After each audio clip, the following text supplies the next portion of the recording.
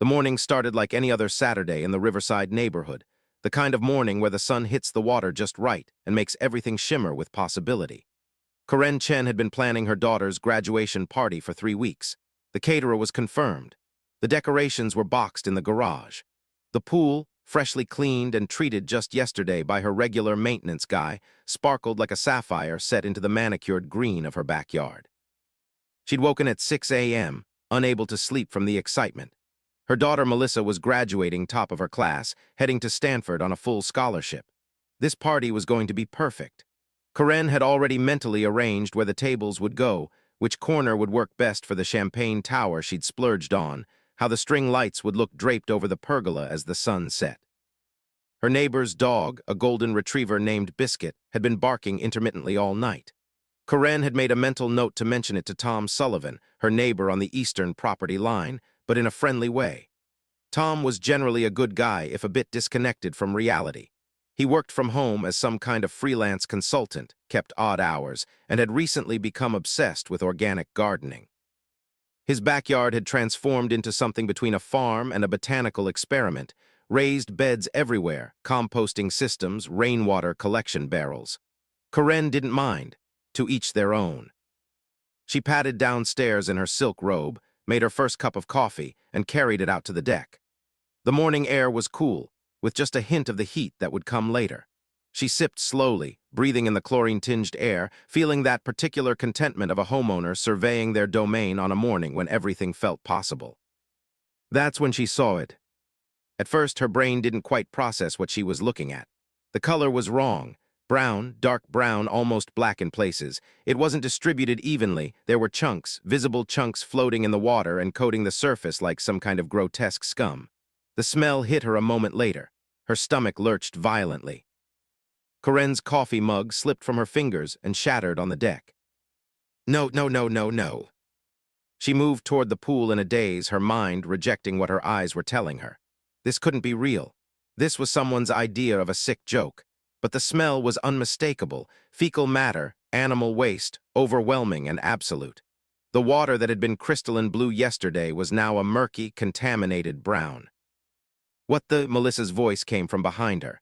Her daughter stood in the sliding glass door, still in her pajamas, her expression shifting from sleepy confusion to horror in real time. Mom! What is that? Karen couldn't answer. She was moving through the sequence of thoughts, each one worse than the last. The party. How was she going to explain this? The pool would need to be drained, professionally cleaned, probably treated. That was $1,000, maybe more. The party was tomorrow. She pulled out her phone with shaking hands and called the pool maintenance company. The call went to voicemail. It was 6:30 a.m. on a Saturday. Of course it did. Get inside, Karen told Melissa quietly. Don't touch anything, just go inside. As her daughter retreated, Karen's eyes swept across the yard looking for answers. That's when she noticed something else, footprints in the soft earth beside the pool. Deliberate prints. Someone had walked here. Someone had done this on purpose. Her gaze traveled to the eastern fence, the one that separated her property from Tom Sullivan's. And there, hanging on the fence post like some kind of calling card, was a section of Karen's mind moved through the logic with terrible certainty. Tom had a dog. A large dog that she'd been hearing bark through the night. Tom was obsessed with his composting systems and organic matter. Tom had made vague complaints last month about her using chlorine-based pool treatments, claiming the runoff was affecting his plants. Tom had been standoffish at the HOA meeting when she'd voted against his proposal to create a community compost area in the common space. It had to be deliberate. It had to be him. She didn't wait for the pool company callback. She grabbed her phone and called Tom directly.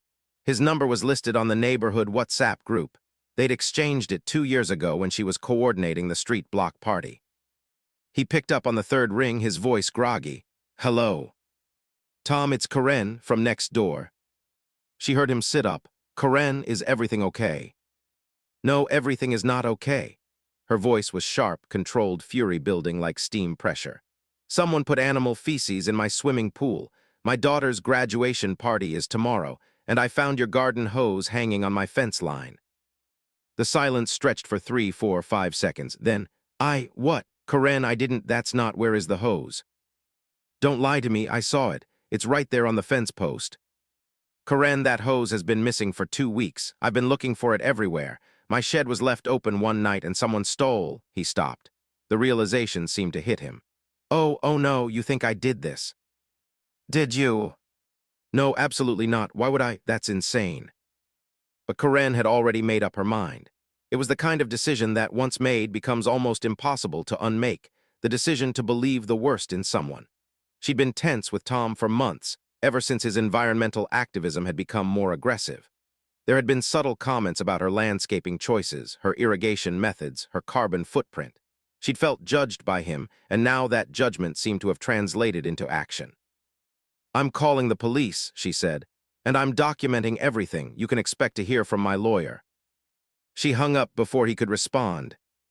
The police took a report but were skeptical about the whole thing. Without evidence of who specifically had done it, they said it was difficult to prosecute. A contaminated pool could be due to a number of factors: a misdirected delivery, vandalism by unknown persons, even an animal accessing the property. They didn't rule anything out, but they also didn't seem to think a garden hose was concrete proof of anything. But Karen was already in motion. She called her lawyer, Patricia Voss, a sharp woman in her 50s who had handled her divorce proceedings 5 years earlier. Patricia listened to the story, asked a few pointed questions, and said the same thing. Without evidence, it would be difficult to pursue damages. However, she suggested that Karen document everything, get written estimates for the pool cleaning and repair, and consider whether she had any insurance that might cover vandalism. By 10 a.m., word had begun to spread through the neighborhood. Karen had mentioned it to Sheila, who lived directly across the street, and Sheila had apparently texted the neighborhood group chat. By noon, Karen was receiving concerned messages from multiple neighbors, each one full of supportive outrage. The narrative had already solidified in their minds. Tom Sullivan had sabotaged Karen's pool out of spite for her environmental stance. The thing about neighborhoods is that they run on reputation and assumption. Once a story gains traction, it becomes reality, regardless of the actual facts. Tom's eco-conscious gardening suddenly seemed suspicious rather than admirable. His complaints about pool chemicals became evidence of a disturbed mind. His quiet nature was reinterpreted as the behavior of someone harboring dark resentments. By evening, 3 separate neighbors had posted about the incident on the neighborhood app, not mentioning Tom by name, but being vague enough that everyone immediately knew who they were talking about. Some people think they're better than everyone else and can't handle dissent, one post read. Hope the police take this seriously, said another. Keep your kids away from his side of the neighborhood, warned a third. Karen watched it unfold from her phone while sitting at the pool's edge, waiting for the emergency drain and clean service she'd managed to book at premium rates. The pool company estimated the job would take until Wednesday at the earliest. The party was now impossible. She'd have to reschedule, issue cancellations to caterers and the photographer and all the guests. Her phone rang. It was her mother. Honey, I heard what happened. That's absolutely terrible. Do you need me to come stay with you? I'm fine, Mom, just dealing with it. That neighbor sounds unhinged. How could he do that to your pool, to your family? You should press charges. Karen found herself nodding, agreeing, even as a small voice in the back of her mind whispered something she wasn't ready to listen to. The voice that said, "But you don't actually know it was him." She silenced that voice. That night, as she lay in bed unable to sleep, Karen pulled up everything she could find about Tom Sullivan online. His LinkedIn profile showed consulting work in environmental sustainability. His public Facebook page had photos of his garden, his dog, snippets of his life. Nothing incriminating, nothing that proved anything. But she was already committed to the narrative. In her mind, she'd convicted him. Everything else was just gathering supporting evidence. By Monday morning, the situation had evolved from personal grievance to neighborhood scandal. Patricia Voss had drafted a letter to Tom demanding compensation for the pool cleaning, $3,200, the rescheduled party costs, $1,800 in cancellations, and emotional distress and property damage, $10,000. The total came to nearly $15,000. Patricia had been careful with the language. It wasn't an outright accusation. It was more of a "we have reason to believe" situation, a suggestion that Tom was responsible for the contamination incident based on circumstantial evidence and proximity. But the subtext was unmistakable: pay up or we sue. Karen signed the letter without reading it carefully. She was too angry, too embarrassed about the rescheduled party, too invested in the story she'd constructed. Patricia had mentioned that cases like this, malicious mischief, property damage, could potentially result in civil liability. She'd also mentioned the police report, suggesting that Karen should follow up with the detective handling the case. Karen did follow up. Detective Morrison was a tired-looking woman in her 50s who seemed perpetually unimpressed by civilian drama. "We don't have forensic evidence," she explained during their Tuesday morning meeting. "Without being able to definitively trace the fecal matter to a specific animal, or without finding physical evidence that directly connects your neighbor to the contamination, we can't move forward with charges." "But the hose could have been stolen by anyone, could have been blown into your yard by wind, could have been placed there by someone else entirely. I understand you're frustrated, Ms. Chen, but I need facts, not assumptions." Karen felt the anger flare. "So you're just going to do nothing?" "I'm going to document what you've reported. If evidence surfaces, we'll follow up. Right now, I don't have enough to proceed." But the damage, no pun intended, was already done. Tom had received Patricia's letter on Wednesday morning. He'd apparently called the police immediately, claiming he was being falsely accused and harassed. The police, constrained by the same lack of evidence that prevented them from charging him, had essentially told him there wasn't much they could do about a civil demand letter, even if he felt it was unjustified. He'd then called Patricia directly, a move that Patricia viewed as hostile rather than reasonable. She reported back to Karen that Tom was lawyering up, which she said was a classic sign of guilt. Karen didn't stop to consider that it might also be a classic sign of someone being falsely accused. On Friday, exactly 1 week after the pool contamination, Tom showed up at Karen's door. She opened it to find him standing there, looking smaller somehow, worn down, tired. He was holding a thick folder. "Can we talk?" he asked quietly. "I don't think that's a good idea. My lawyer has advised." "Please, 5 minutes." Something in his voice made her pause. She didn't invite him inside, but she did step out onto the porch, closing the door behind her. Tom opened the folder. Inside were photographs, documents, and receipts. "My dog didn't produce those materials," he said quietly.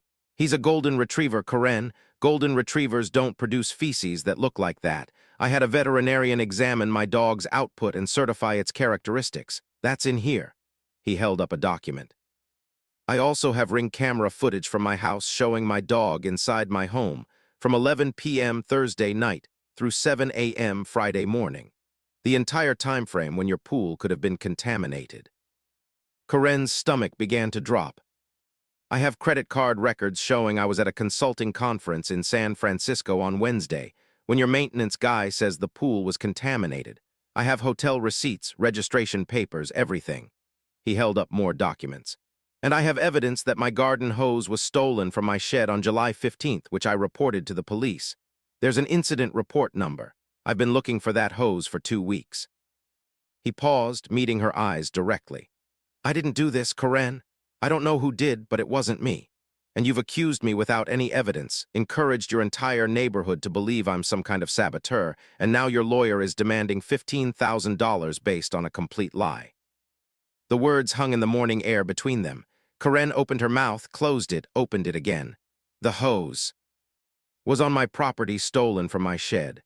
Your fence line and my shed are on opposite sides of the property. Someone took it specifically to set me up. Don't you see that? Don't you see that someone else did this, probably someone we don't even know, and they made it look like me?" Karen's mind was reeling. She looked at the documents he was holding out. She thought about the conversation with Detective Morrison. She thought about the HOA meeting, the environmental discussions, Tom's quiet advocacy for sustainability. None of it added up to a man who would desecrate a pool for revenge. I need to think about this," she said. "I'm filing a defamation suit against you," Tom said quietly. "My lawyer advised me to do it immediately. I didn't want to. I tried to come here and resolve this like adults, but you're not giving me a choice. I have documentation of every accusation you've made, every way you've encouraged the neighborhood to believe I'm guilty, every damage to my reputation. I have your lawyer's letter. I have the police report where you specifically named me. That's enough." He turned and walked back to his house. The next 3 days were among the worst of Karen's life, though she wouldn't realize it until much later. Patricia Voss was unimpressed by Karen's doubts. "It doesn't matter if he's got a vet report," she said over the phone. "He could have easily obtained something like that. The fact that he's now threatening a countersuit is actually evidence that he's guilty. Innocent people don't sue." But Karen wasn't so sure anymore. She'd gone back and looked at the photos Tom had shown her more carefully. The fecal matter in her pool did look different from what she'd seen from her dog on the occasional walk when she'd had to pick up after him. It looked larger, more uniform. Cattle or horse manure, maybe. Definitely not from a domestic dog. She'd also realized something else. Why would Tom use his own stolen hose? Why would he deliberately leave evidence pointing to himself? It didn't make logical sense. It was the kind of thing someone would do if they wanted to incriminate someone else, not protect themselves. The defamation suit was filed on Monday. Patricia received it and immediately increased her hourly billing rate for what was now a more complicated legal matter. Karen's insurance company got involved. The bills started stacking up, lawyers were expensive, and now there were two of them, and Karen's homeowner's policy had specific limits on what they'd cover in a dispute like this. She called Tom's lawyer, hoping for some kind of settlement or negotiation, but Tom's counsel, a sharp woman named Rebecca Walsh, was not interested in compromise. Rebecca's letter made it clear. "My client has been subjected to false accusation, public humiliation, reputational damage, and unnecessary legal expense due to your client's reckless behavior. We will be seeking damages in excess of $250,000, including punitive damages for the willful spread of false information." $250,000. The number made Karen's hands shake. She went back to Detective Morrison. "I need to reopen the case," she said. "There's evidence suggesting." "Suggesting what?" Morrison looked tired. "That your neighbor didn't do it. That's what he's been saying all along. You're the one who brought the accusation. Unless you have new evidence about who actually did contaminate the pool, there's nothing I can do."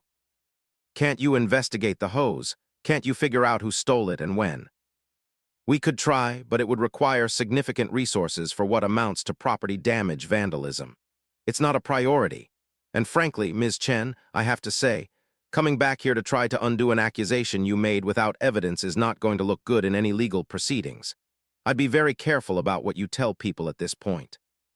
Karen left the police station feeling like she'd walked into a trap and was now scrambling to find a way out.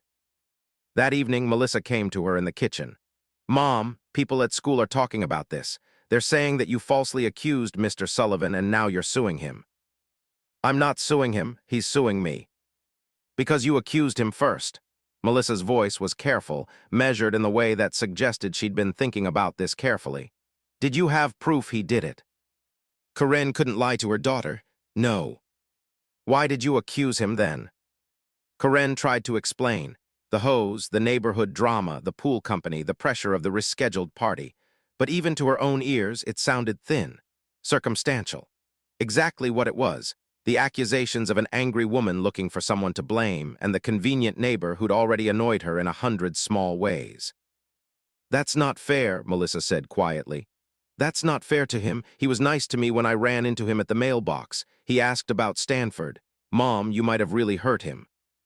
After Melissa left the kitchen, Karen sat at the counter for a long time, her coffee getting cold, and allowed herself to truly consider what she'd done. She destroyed a man's reputation based on nothing.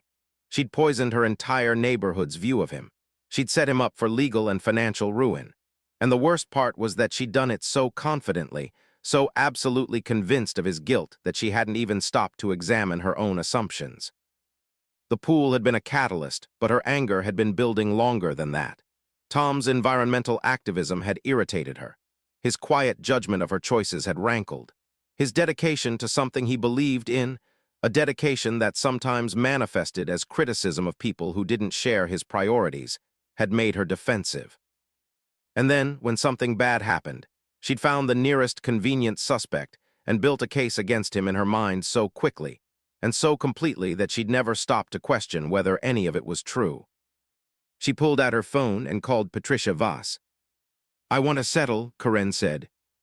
"Absolutely not. That's a sign of weakness. We'll fight." "I want to settle, and I want to issue a statement retracting my accusations and apologizing." "Karen, do you understand what you're doing?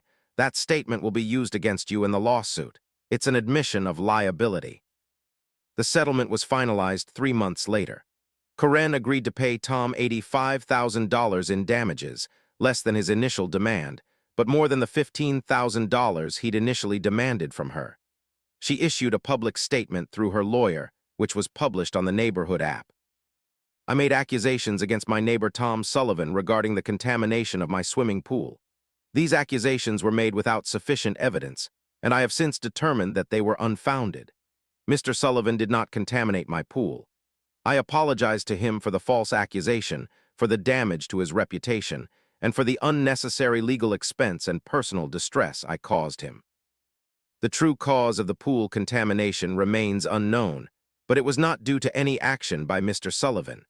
I take full responsibility for my actions and deeply regret the harm I have caused. The neighborhood's reaction was swift and complex.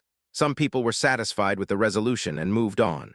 Others felt that Corinne had just shifted the blame again, now implying that someone else in the neighborhood had done it.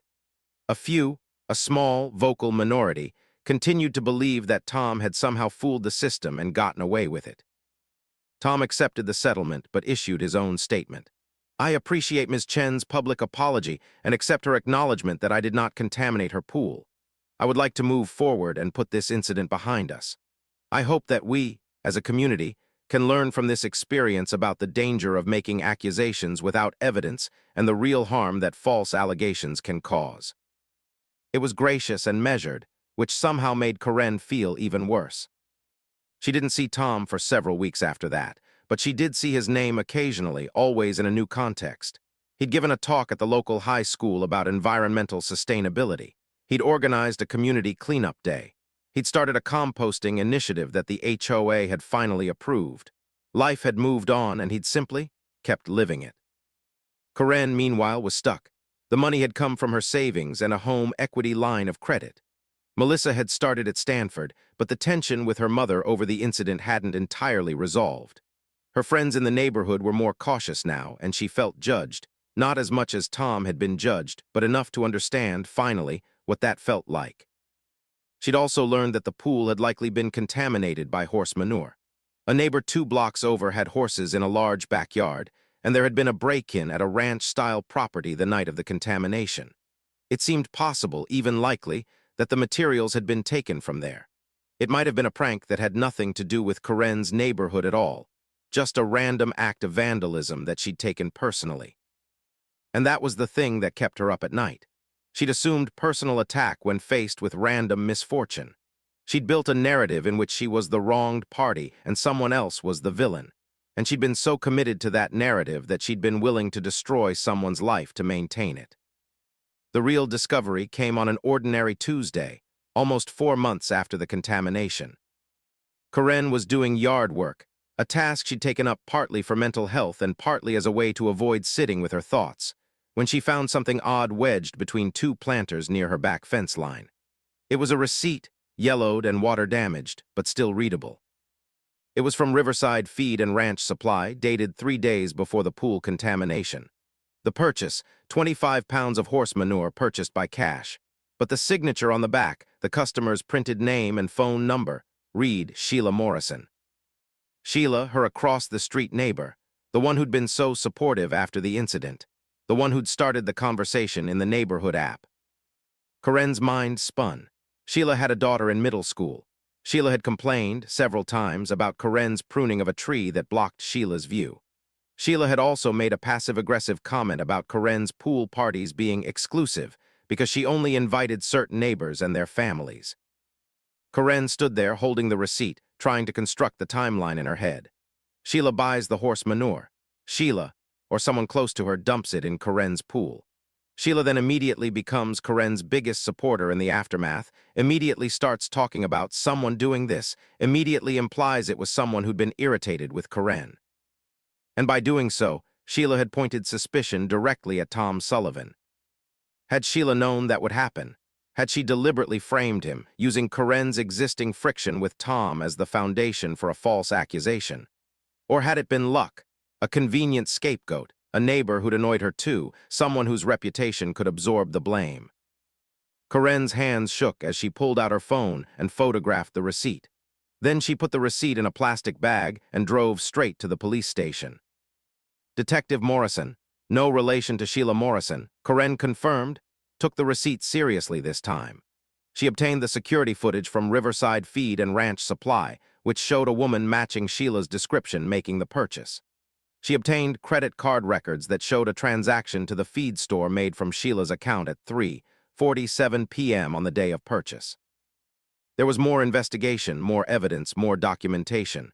Sheila eventually confessed after confronted with the physical evidence. She'd done it as a prank that had gotten out of hand. She'd been irritated with Corinne, had wanted to cause trouble, and had seen the opportunity when she noticed Tom's stolen garden hose. It had seemed funny, she said, just a stupid prank. The prank that had cost Tom $85,000 in legal fees and settlement money. The prank that had destroyed his reputation in the neighborhood. The prank that had caused Corinne to spend months believing she'd falsely accused an innocent man and drowning in guilt. The prank that had damaged a community's trust in each other. Sheila was eventually charged with the contamination. She accepted a plea deal and spent 90 days in county jail, followed by probation. She was ordered to pay restitution, though Corinne knew that money would come slowly, if at all. But the real damage was done, and the real reckoning was just beginning. Corinne went to Tom's house on a Saturday morning, carrying the police report, the receipt, and the security footage printouts.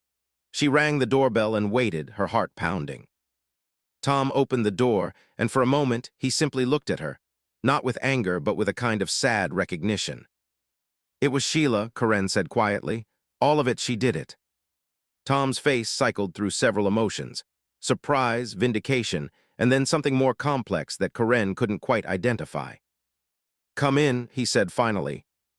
They sat in his living room and Corinne told him everything. The receipt, the investigation, Sheila's confession.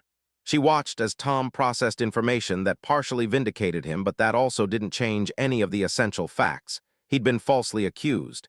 He'd suffered for months. His reputation in the neighborhood had been damaged, and the damage might never be fully repaired. "I'm sorry," Corinne said. "I'm so sorry. I should have believed you. I should have asked better questions. I should have." "You should have," Tom agreed quietly. "You should have, but you didn't, and that's something we both have to live with." "What can I do?" Corinne asked. "What can I do to make this right?" Tom was quiet for a long moment. "You can't," he said finally. "I mean, you can try, you can apologize publicly, you can help me restore my reputation in whatever way you can, but you can't undo what happened. I spent months wondering if people believed I was the kind of person who would do something like that. I spent months feeling like I was going crazy because I knew I hadn't done it, but everyone, including you, seemed so certain that I had. That does something to a person." He paused. And the worst part is that it wasn't even about anything real. It wasn't about principle or ideology or some genuine conflict between us. It was about you being angry and looking for someone to blame, and I was convenient. Corinne left his house an hour later, having promised to do what she could to repair the damage. She issued another public statement, this time naming Sheila and explaining that the contamination had been a misguided prank, not a targeted action by any other neighbor. She made a point of publicly praising Tom's environmental work and his integrity. She did everything she could to swing the neighborhood's opinion back in his direction. 6 months after the receipt was found, the neighborhood had largely settled back into its normal rhythms. Sheila had moved away after her jail sentence, unable to bear the social ostracism. Corinne and Tom maintained a cordial if distant relationship, the kind of friendship that had been permanently altered by a crisis that neither of them could fully forget. Melissa came home for her first college break and found her mother sitting by the newly cleaned pool, reading a book about cognitive biases and the psychology of false accusation. "Mom, you okay?" Melissa asked, settling into a chair beside her. "Define okay," Corinne said with a slight smile. "I'm learning something, though." "What's that?" "That certainty is dangerous. That anger can make you believe things without evidence. That the most important people to question are yourself, not others.